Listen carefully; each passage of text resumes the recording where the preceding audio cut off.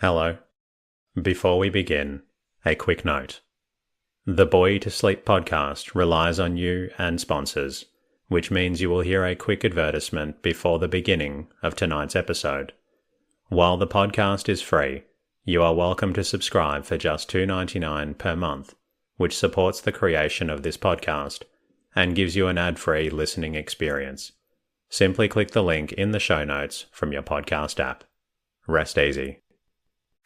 At Sierra, you'll always find apparel, footwear, and gear for 20 to 60% less than department and specialty store prices. But right now it's clearance time, so you can save even more on everything you need to get active and outside. Visit your local Sierra store today.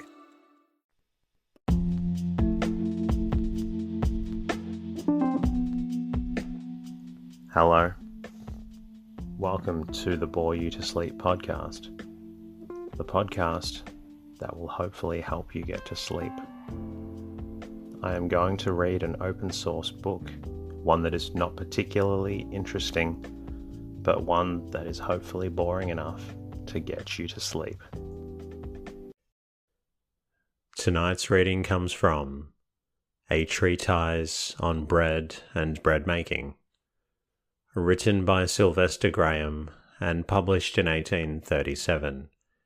This story looks at bread and bread making during a time when it was considered one of the most important parts of our diet. My name is Teddy, and I aim to help people everywhere get a good night's rest. Sleep is so important, and my mission is to help you get the rest you need. The podcast is designed to play in the background while you slowly fall asleep.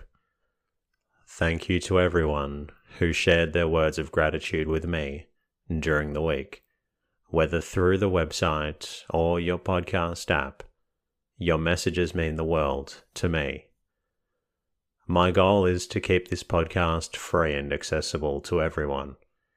This is why you hear a quick ad at the beginning of each episode. It helps generate financial support for the creation of the podcast. Support from listeners via Patreon and Spotify also plays a crucial role. If you find the podcast beneficial and would like to support it, there are a few ways you can contribute. Simply help by following the podcast in your podcast app and leaving a comment. You can also become a subscriber for $2.99 per month. You can do that from whichever podcast app you're listening to, simply by clicking on the link in the show notes. This also creates for an ad-free experience. If subscribing is not possible, and I completely understand if it is not, you can always help by leaving a review and rating in your podcast app. Even one sentence really helps out. If you ever would like to say hello to me, you can do so by visiting boytosleep.com.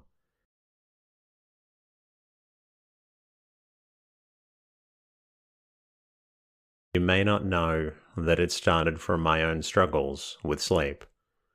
I wanted to create a resource for others facing similar challenges, and I'm so grateful for the amazing community we've built together. Now in the meantime, lie back, relax, and enjoy the readings. A Treatise on Bread and Bread Making by Sylvester Graham. Preface. There are probably few people in civilized life who, were the question put to them directly, would not say that they consider bread one of the most, if not the most important article of diet which enters into the food of man.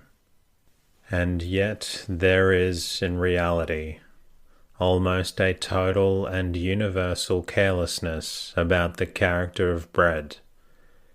Thousands in civic life will, for years, and perhaps as long as they live, eat the most miserable trash that can be imagined, in the form of bread, and never seem to think that they can possibly have anything better, nor even that it is an evil to eat such vile stuff as they do. And if there is occasionally an individual who is troubled with some convictions that his bread is not quite what it should be, he knows not how to remedy the difficulty, for it is a serious truth that, although nearly every human being in civilized life eats bread of some kind or another, yet scarcely anyone has sufficient knowledge of the true principles and processes concerned in bread making, and of the actual causes of the bad qualities of bread, to know how, with any degree of certainty, to avoid bad and secure good bread. I have thought, therefore, that I could hardly do society a better service than to publish the following treatise on a subject which, whether people are aware of it or not, is in reality of very great importance to the health and comfort of every one. It has been prepared for the press with more haste, under more embarrassments from the other engagements, and with less severity of revision than I could wish.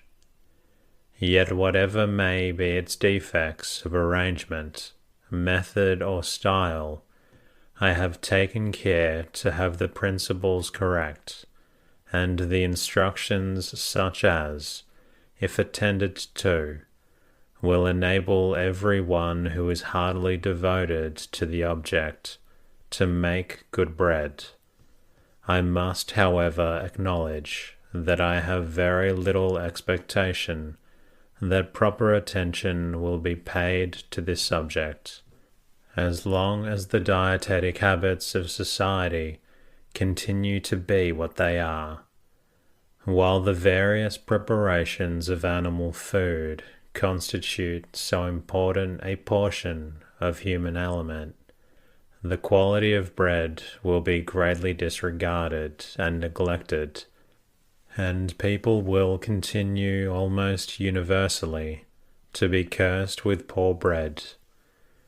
Nevertheless, I trust some good will be done by the little work I now send out, and I am not without hope, and it will be the means of a considerable improvement in the quality of bread, and, as a natural and necessary consequence, an improvement in the health and happiness of those who consume it. That it may prove thus beneficial to my fellow creatures in a high degree is my hearty and fervent desire. In the English version of the Sacred Scriptures, the term bread is frequently used to signify vegetable food in general. Thus, in Genesis the 3rd, the Lord says to Adam, "In the sweat of thy face shalt thou eat bread or food, till thou return to the ground." The most extended sense of the word, however, according to general usage, comprehends all vegetable substances which enter into the diet of man, such as the seeds or grain, nuts, fruits, roots, etc. And in this extended sense, bread in some form or other has been the principal article in the diet of mankind, from the earliest generations of the human race to the present time, except among the few small and scattered tribes, which have perhaps ever since the days of Noah, in different parts of the earth, subsisted mainly on animal food. It is nearly certain that the primitive inhabitants of the earth ate their food with very little, if any, artificial preparation. The various fruits, nuts, seeds, roots, and other vegetable substances on which they fed, were eaten by them in the natural state, with no other grinding than which was done by teeth. As the human family increased, the population became more dense and extended, and providential measures more necessary. The condition and circumstances of society gradually led to the invention and adoption of the simple and at first rude arts of domestic life. Among these was that of bruising the harder articles of their food, such as nuts and seeds or grain on flat stones, selected and kept for the purpose. By constant use, these stones in time became hollowed out, and being thereby rendered more convenient, men at length began to form mortars and pestles from stones, and probably the next step was the construction of the rude kind of hand mills, which continued in use for many centuries, and indeed which, with the stone mortars, have throughout all ages, and in almost every portion of the earth, been used in the ruder states of society. When men became acquainted with the use of fire, they probably often parched their corn or grain before they pounded it, and afterwards they learned to mix it with water into the consistency of dough, and to bake this in an unleavened or unfermented state on flat stones before the fire, or in the hot ashes or hot earth, or in the rude ovens which they formed by digging holes in the earth, into which they put heated stones and slightly covered them with leaves or grass, and then laid in the article they wished to bake, and over this strewed some leaves, and then covered the whole with earth. This kind of unleavened bread undoubtedly constituted a very important, if not the principal article of artificially prepared food in the diet of the primitive inhabitants of the earth.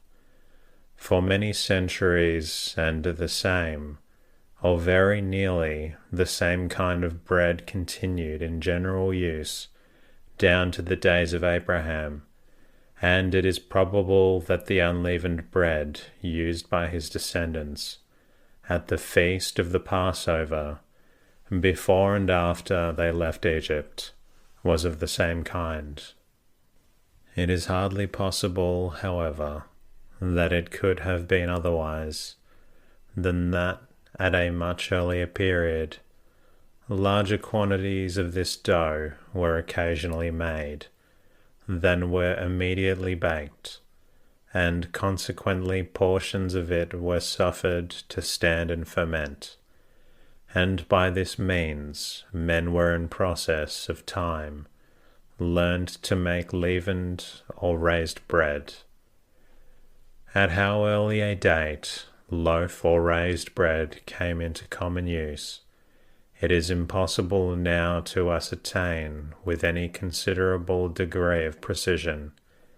The Scriptures do not afford us any evidence that Abraham was accustomed to such bread, but the fact that Moses, at the institution of the supper of the Passover, the night before the Jews left Egypt, commanded them strictly to abstain from leavened bread, and to eat only the unleavened, proves conclusively that the Israelites at least were the accustomed to fermented or raised bread.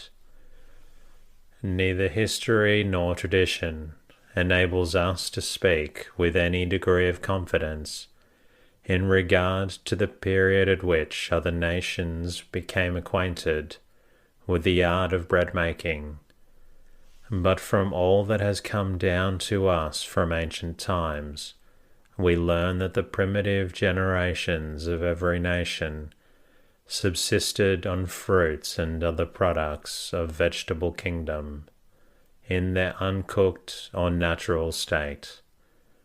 The Greeks assert that they were taught the art of making bread by their god, Pan, and Pliny informs us that this art was not known at Rome till near 600 years after the foundation of that city. The Roman armies, he says, on their return from Macedonia, brought Grecian bakers into Italy. Before this time, the Romans prepared their meal in a kind of pap or soft pudding, and on this account Pliny calls them pap eaters.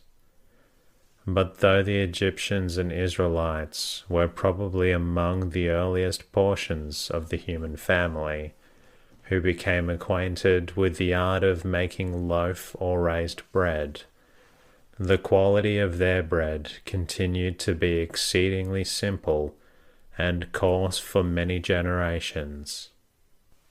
Even after the establishment of the Hebrew nation in Palestine, in the most splendid days of Jerusalem, at the period of the highest refinement of the Jews, in the arts of civil and domestic life, their fine flour, from which their choicest bread and cakes were made, was in comparison with modern superfine flour, extremely coarse, ground mostly by females, in hand mills constructed and kept for that purpose. From Rome the art of bread making was very slowly found its way over considerable portions of Europe. 1,000 years after Julius Caesar first entered Britain, the rude people of that country were little acquainted with raised bread. Even at present, says Professor Thomson, loaf bread is seldom used except by the higher classes of inhabitants in the northern countries of Europe and Asia. In Eastern and Southern Asia, rice constitutes the principal bread-stuff, and this is generally prepared with great simplicity. In Middle and Western Asia, and in Africa, bread, though made of different kinds of grain, is prepared with almost equal simplicity. In Scotland, Ireland, and indeed throughout Europe generally, barley, oats, rye, potatoes, peas, beans, chestnuts, and other vegetables constitute the breadstuff of most of the labouring people or peasantry. In the islands of the Pacific and Southern Oceans, the bread of the inhabitants consists of the plantain, bananas, yams, breadfruit, and other like vegetables simply roasted, baked or boiled.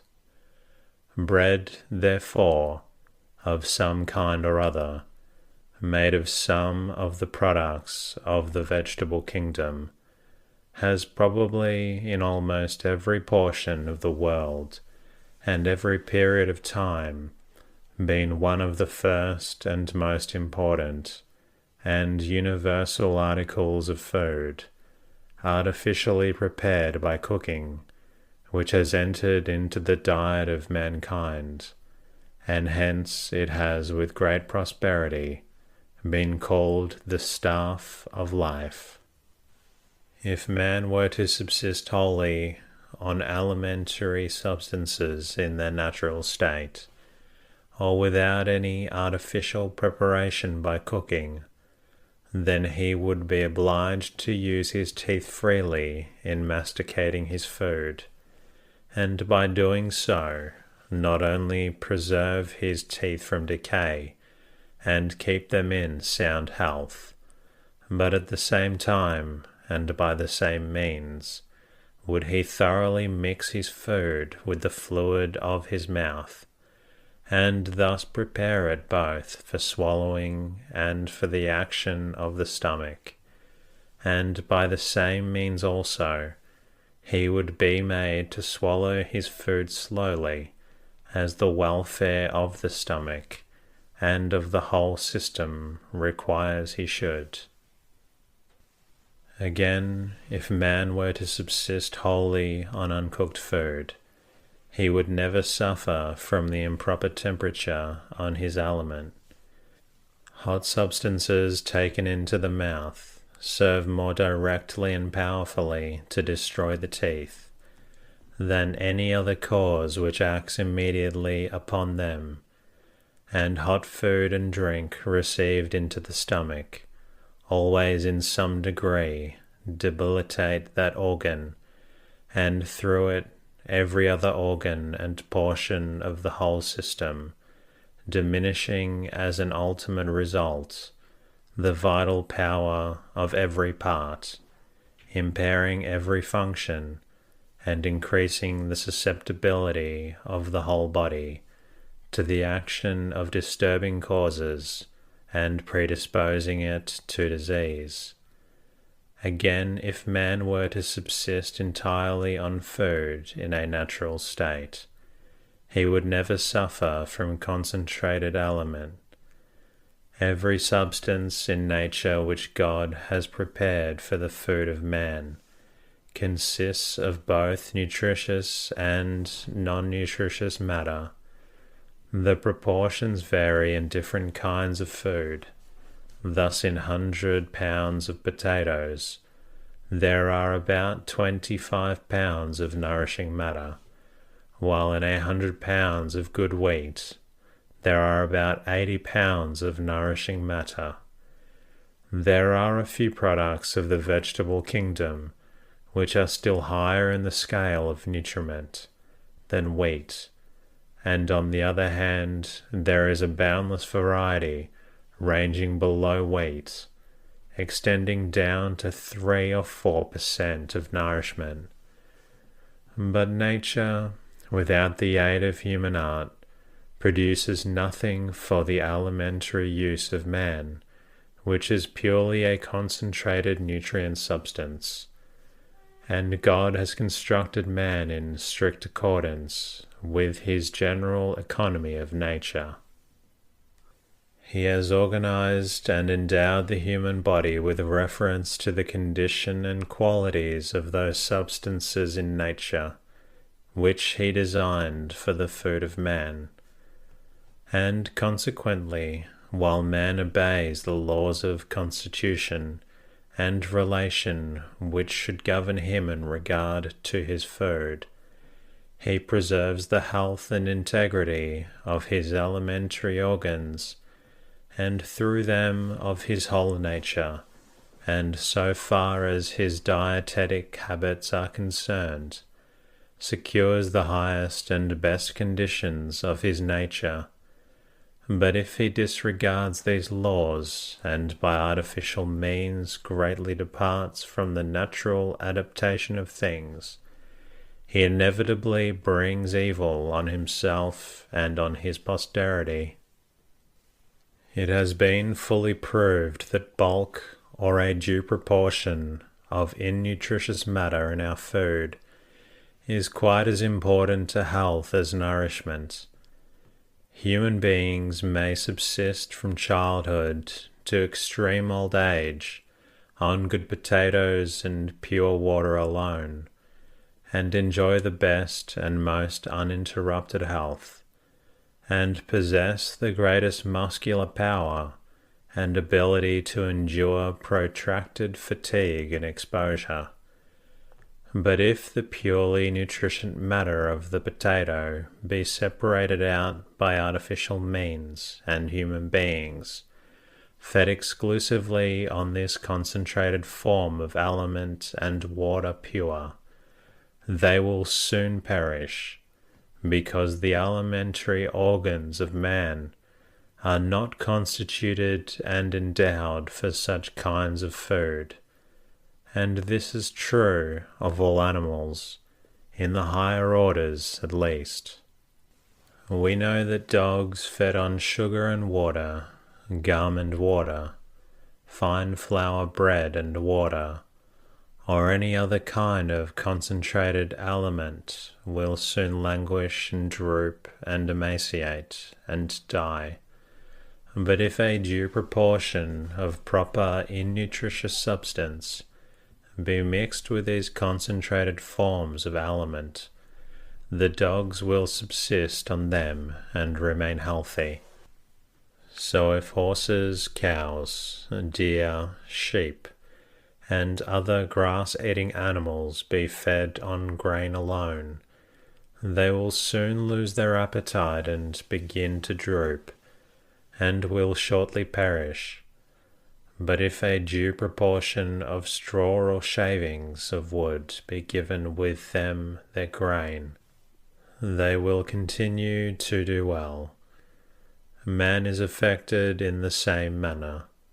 He cannot long subsist on purely nutritious substances, and the reason is not because these substances have no azote or nitrogen in them, nor is it because man necessarily requires a variety of alimentary substances, but simply and exclusively because the anatomical construction and vital powers of the alimentary organs are constitutionally adapted to alimentary substances, which consist of both nutritious and innutritious matter, and therefore a due proportion of innutritious matter in the food of man is as essential to the welfare of his alimentary organs as a due proportion of nourishment is to the support of his body.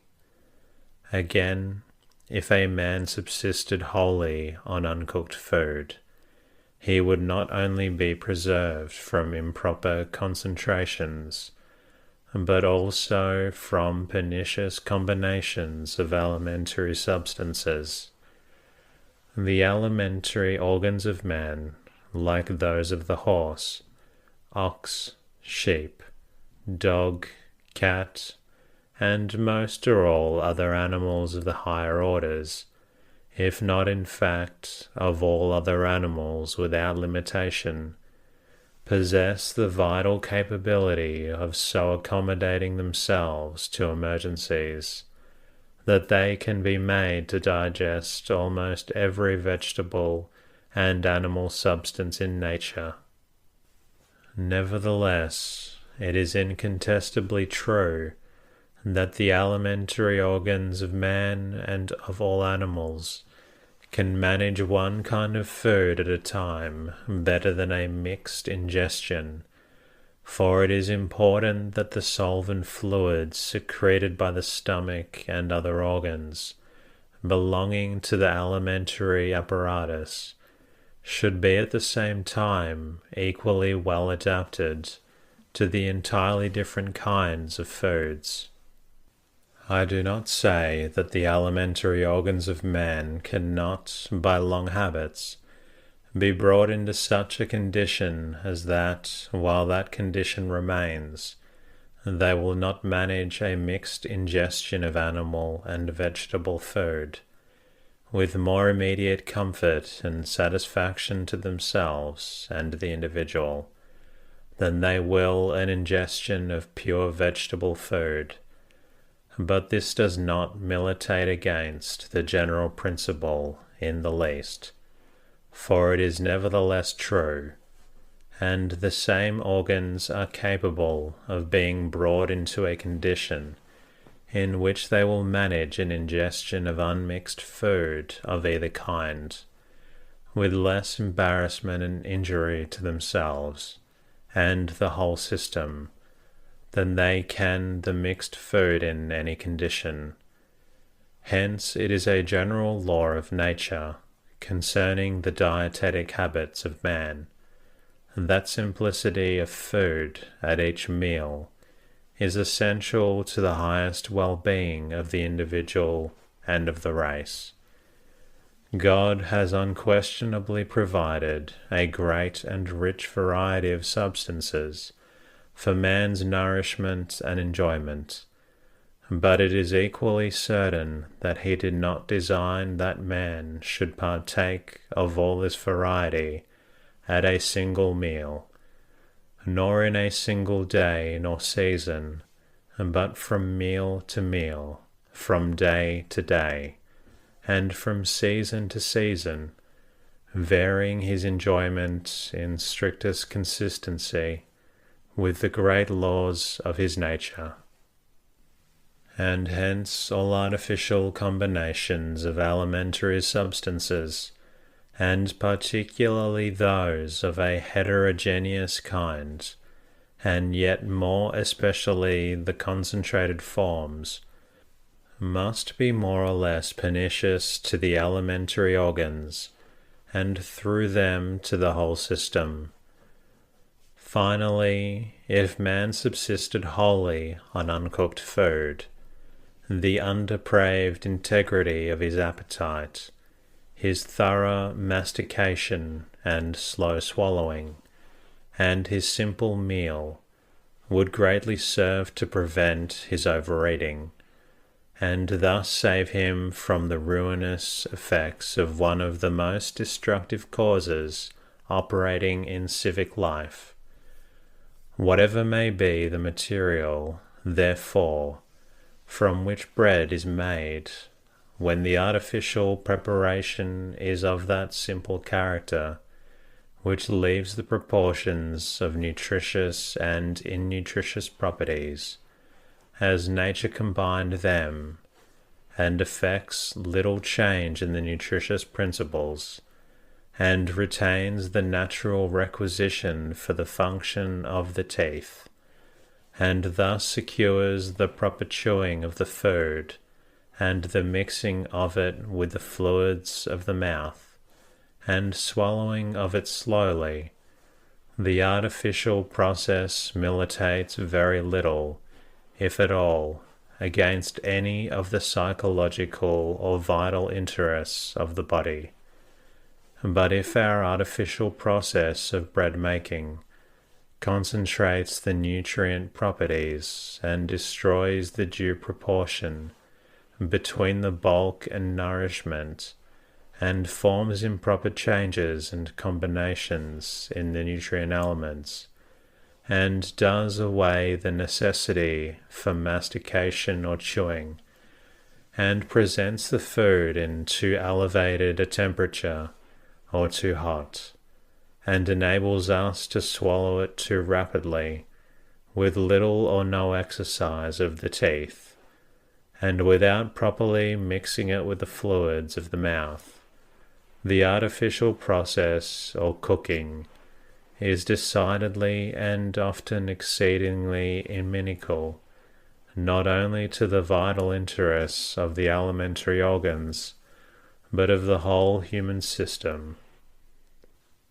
In all civilized nations, and particularly in civic life, bread, as I have already stated, is far the most important article of food which is artificially prepared, and in our country and climate it is the most important article that enters into the diet of man, and therefore it is of the finest consideration that its character should, in every respect, be as nearly as possible consistent with the laws of constitution and relation established in our nature, or with the anatomical construction and vital properties and powers and interest of our systems. If we contemplate the human constitution in its highest and best condition, in the possession of its most vigorous and unimpaired powers, and ask what must be the character of our bread in order to preserve the constitution in that condition, the answer most indubitably is that the coarse unleavened bread of early times, when of proper age, was one of the least removed from the natural state of food, One of the simplest and most wholesome forms of artificial preparations, and best adapted to fill the laws of constitution and relation, and therefore best adapted to sustain the most vigorous and healthy state of the alimentary organs, and the highest and best condition of the whole nature of man, as a general and permanent fact, and hence it is very questionable whether loaf or raised bread can be made equally conducive to all the interests of our nature with the simple unleavened bread. I am aware that many professional men entertain a very different opinion on this subject. They speak of unleavened bread as being less nourishing and less easily digested. This may be true to a limited extent, in special cases of impaired and debilitated alimentary organs, but I am confident that as a general fact, the notion is entirely erroneous. And that concludes tonight's readings. I hope you've enjoyed listening to it, and I hope it hasn't made you too hungry. I also hope that it's made you feel drowsy. I'll be working on a new episode that I'll be bringing out for you very soon, but in the meantime, good night.